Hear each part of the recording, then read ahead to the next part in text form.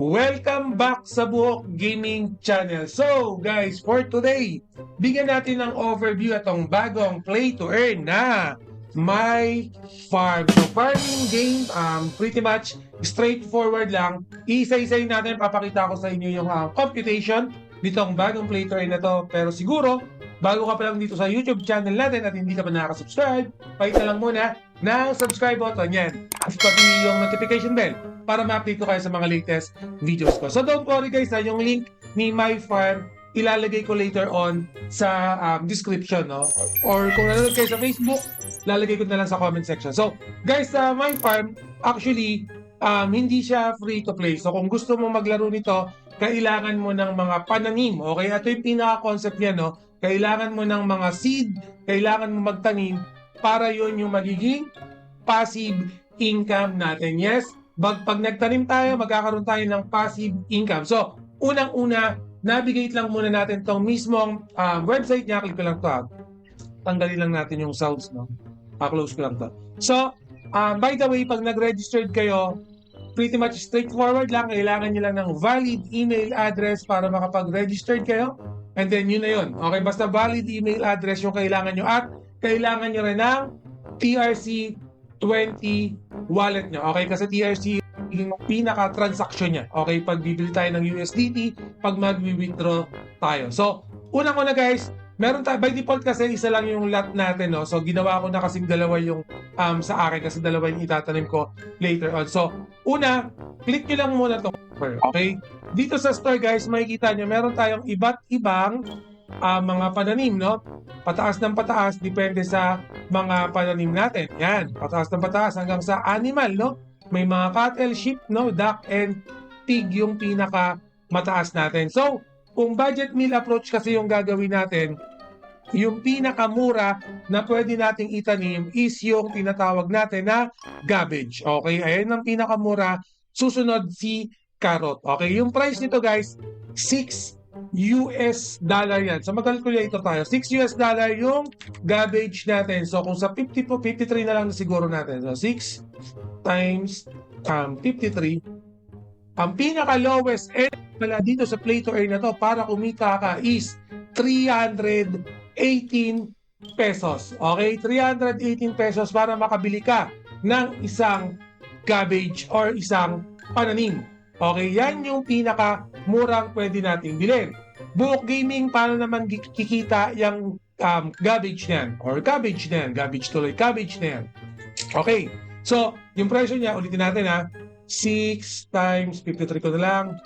Okay, 318 yung presyo niya. Guys, itong si cabbage, pag tinanim natin, okay, kikita tayo daily ng $0.39 for 20 days. Okay, so ibig sabihin yan, 0.39 times 20 natin times 53.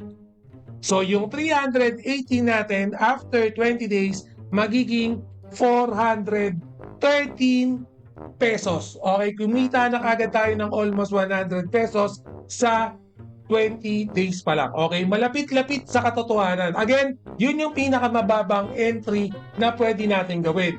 Katulad ng gagawin ko kasi, ang bibilin ko naman in my end is yung carrot. Okay, yung carrot naman makikita natin $13 yan. So 13 times 53, so 689 pesos yung carrot. Okay, so 689 pala yung puhunan ng isang carrot. So ang mangyayari niyan, similar thing, yung carrot naman, kikita ako ng 7.80, okay, in 2 days. Okay, so 7 point natin. So 7.8, no, times 2 days natin. So that will be 15, and then syempre times natin yan sa 53. 826 yung kikitain ko sa carrot. Pero again, dalawang lote na kasi yung binili ko, kaya kikita ako ng 1,653 every 2 days. Okay, ayoko kasi maghintay ng masyadong matagal. Kasi ito, every 2 days, okay na, pwede na ako mag-recharge, okay na, pwede na ulit ako magtanim. Okay, so ayun yung gagawin ko. Pero kung kayo, minimalist budget meal approach, okay na kayo dito sa cabbage, 20 days, maganda-ganda na rin yung kitaan, 100 pesos. Pero kung gusto niyo ng medyo malaki-laki, mabilisan lang na transaksyon, 2 days lang, dito na tayo sa carrot. Ako kasi ito yung gagawin ko, no? Carrot yung itatanim ko. Pero pag natin guys, wala pa akong token kasi bumili ako kanina eh. Wala pa akong pananim, wala pa akong gold. Bumili na kasi ako. Okay, so para magka-gold ka, para magkaroon ka dito ng USDT, ang gagawin nyo lang, click nyo lang tong plus sign. Yan. Kasi kung magkano, for example, 1 lang yung gusto kong ilagay, no? Click nyo lang tong scan code. Okay, makikita natin meron lalabas dito na QR code. Pwede nyo copy yan, pwede nyo barilin yan ng QR code na cellphone nyo kung meron, pero ako, kokopyahin ko na lang, no? So, pag na-copy ko na, meron pa kasi akong sobra dito, yan, may 1 USDT pa ako, send ko na lang. So, send tayo. So, paste ko na lang to. Double check lang natin kung tama. Yan. Next. So, pretty much ganun lang. Imamax ko na lang to. 1.4.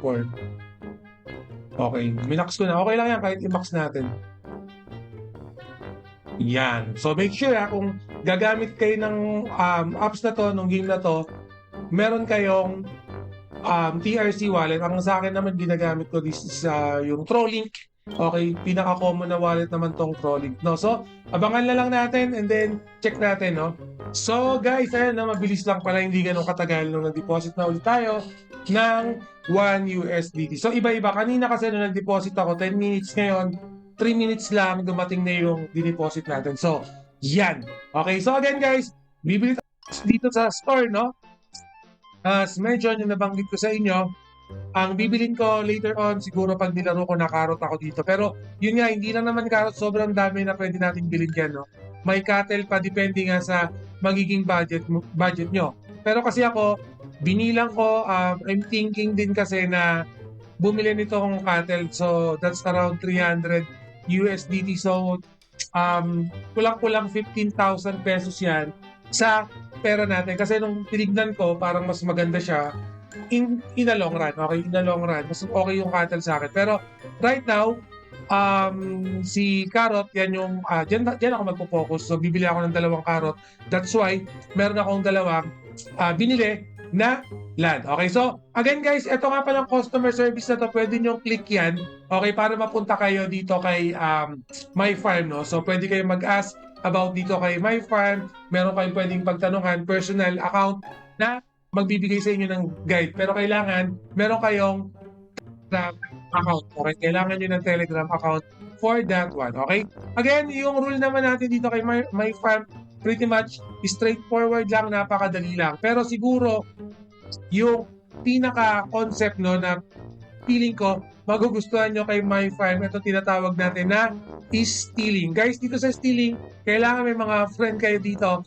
Pwede kayong mag-steal, no? Ng mga iba't ibang halaman. Pero portion lang naman yung makukuha nyo, hindi yung buong tanim nila. Pero again, pag nag-steal kasi kayo, makikita ng ibang player na nag-steal kayo sa kanila. So, pwede nila kayong gantihan. Okay? May mga ganyang concept siya. Pero again, alam ko magkakaroon din ng mga stealing protection yan in the future or updated na siya right now. Pero itong stealing na to, optional lang naman, okay? Parang pautang lang para sa akin na, parang pautang lang yung concept niya na parang kukuha tayo ng 3 piso rito, pero in the end of the day, pag nakitang kinuwanan mo siya, pwede ka rin niyang balikan, okay? Parang pampadagdag lang ng konting twist, kumbaga, okay? May stealing siya. And then, wala pa akong team, bago pala yung account ko, pero lahat yan, dito nyo makikita, okay? Pati yung friend, kung gusto nyo akong i-add nyo ako, wag nyo na lang siguro akong istilan, okay? Pero add me up, ilalagay ko naman yung account ko dyan later on, okay? Pero meron pa tayong tinatawag na referral program. So pag in-click nyo tong QR code nyo, pag in-click nyo tong registered button na to, nandito yung referral program nyo. Pwede nyo gamitin yan para magkaroon din kayo ng commission. Baka mamaya gusto nyo, marami kayong friend na gusto na mga ganitong klaseng laro, please do so. Click nyo lang tong register or itong copy link, pwede rin. And then at the same time, pwede nyo rin send tong mismo QR code nyo. Yan na rin yung gagamitin nyo as your referral for this Play to Earn. Napakadali lang, napaka-basic lang naman. Okay? Again, yung downloadable yan kahit sa mobile device, pwede yan, na-download na tayo. Pwede nyo ma-download yan through APK, gamitin nyo yung mobile device nyo, walang problema, pwede nyo laruin itong game na to. Napakadali lang naman So guys, ito, for example, itong ibon, kasama din sa game yan, pwede nyo siyang pakainin, pero for this one, hindi ko muna papakainin kasi hindi ko pa kinakalkal yung game na to. Although hindi naman siya ganun kalaki, hindi naman siya ganun kakomplikado laruin. Okay? As mentioned, straight forward lang naman yung game na to. Huwag kayong mag-alala. Guys, bukod sa farm, ito yung farm na mismong top view, meron pa tayong tinatawag na pasture. Ito yan. Ito naman yung sa mga animal natin, no? Yung mga hayop natin, yung mga sheep, no? Dito naman natin makikita. Pero as you can see, wala pa ako ditong na ilalagay. Alright? So, ganun lang naman siya. So, more or less, magpo-focus tayo sa farm. Pero yun nga, in the future, gusto ko talagang bumili ng sheep kasi nga, mas malaki yung, para sa akin mas malaki yung magiging kitaan ko doon. Meron din tayong lottery. Sa lottery naman guys, kailangan nyo ng 2 coin or 2 USDT para malaro to. And then makikita natin yung pwede natin mapanalunan. Be mindful guys, dito meron tayong 15% chance na makuha tong no. Ibig sabihin, wala tayong makukuha dito sa lottery. Pero meron tayong 500 USDT, meron tayong water, at the same time, meron din tayong mga patuka. Okay, and then syempre, cabbage na rin na pwede nating itanim. 6 USDT yung presyo ni cabbage kung naaalala natin. And then, for the history natin, yung mga record natin, makikita natin dito sa record button natin. Okay, don't worry guys, yung mga links dito, lahat ilalagay ko later on sa description. So, for example, Book Gaming, meron na akong enough, no, nakapag-withdraw na ako dito sa mga halaman, no. Meron na, for example, meron na tayong mga water bag or mga pananim, nalagay na natin, natanim na natin. Gusto ko na mag-withdraw. Tumaas na to. For example, sabihin na natin mataas na to. Guys, kung mag-withdraw kayo, click nyo lang tong withdrawal button na to na nasa lower left. Okay, kiklik nyo lang withdrawal button, nasa lower left yan. Similar thing kung ano yung gagamitin nating address para dito. Okay, for example, ako ito. Ang gagamitin ko is yung TRC20 ko. So yan, nakapag-login na ako. So, kiklik ko lang tong USDT and then kiklik ko lang tong receive para makuha ko yung wallet address ko. Okay? So, make sure na naka-TRC20 wallet kayo. Pero in my case, ang ginagamit ko kasi itong Tronlink, subok ko na yan. Okay? Parang MetaMask wallet. I-paste nyo yung address nyo dito, yung amount, for example, $1 lang naman yung nandito, withdrawal password. By the way, kung wala pa kayong withdrawal password, to begin with, dito lang naman yan. Okay? Kung anong ginamit yung password in-game, pwede nyo siyang gamitin para ma-navigate nyo yung withdrawal password. So, ilalagay ko yung password ko saglit. So, yan. Nag-success na. Aabangan na lang natin siya. So, guys, check na ulit natin. And yes, paid na po siya. Hindi po ganun katagal. Okay, mabilis lang naman. So, makikita natin.